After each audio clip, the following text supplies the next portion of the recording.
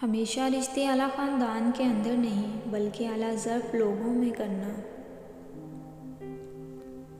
ताल्लुकात को मज़बूत रखने वाली चीज़ों में अहम चीज़ एतमाद होती है। अगर इस चीज़ पर बेईमानी या बदगुमानी का ज़ंग लग जाए तो रिश्ते कमज़ोर पड़ जाते हैं। रोटी का लक़मा हमेशा छोटा लगाओ और हमेशा अच्छी तरह चबा कर खाओ और खाना खाते वक़्त दूसरों के मुंह की तरफ भी ना देखो। लोगों ने अदब के चक्कर में कुरान शरीफ इतना ऊंचा रख दिया कि अब हाथ भी नहीं पहुंचता।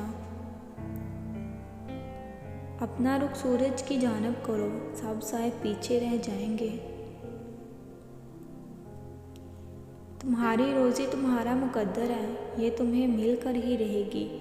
ना तो कोई इसको कम कर सकता है ना बढ़ा सकता है। हमारे ख़िलाफ़ कई लोग काम करते हैं मगर जब मिले तो बहुत एहतराम करते हैं। अक्सर वही लोग तुम्हारे मुकाबले में आते हैं जिनकी पहचान तुम्हारी वजह से बनी हो। जब फासले बढ़ते हैं तो गलत फहमियाँ बढ़ती हैं, फिर लोग वो भी सुनते हैं जो हमने बोला भी नहीं होता।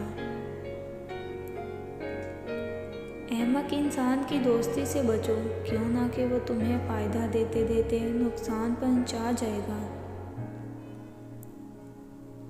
ज़िंदगी में इंसान को हासिल तो बहुत कुछ होता है मगर इंसान बस उसका हिसाब रखता है जो उसको ना मिल सका हो। जितनी तुम्हारी चादर है उससे कम अपने पाँव फैलाओ, यकीन जानो हमेशा सुखी रहोगे। अक्सर दिल की और किस्मत की आपस में नहीं बनती, जो लोग दिल में होते हैं वो किस्मत में नहीं होते। तुम्हारा राज तुम्हारा खून है, इसको सिर्फ तुम्हारी ही रगों के अंदर दौड़ना चाहिए। हमेशा हकीकत और हक़ को तलाश करो, अफवाह तो घर बैठे तुम्हारे तक पहुंच ही जाती है।